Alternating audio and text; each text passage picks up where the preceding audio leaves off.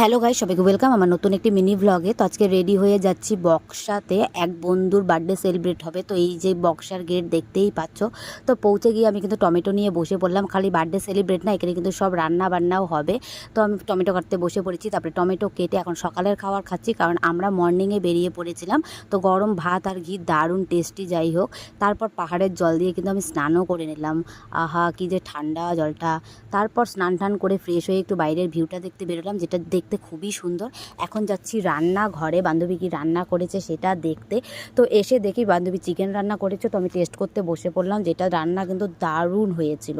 আর এই যে আমাদের বার্থডে বয় কেক নিয়ে দাঁড়িয়ে আছে, 26 বছর পার হয়ে 27-এ পড়বে।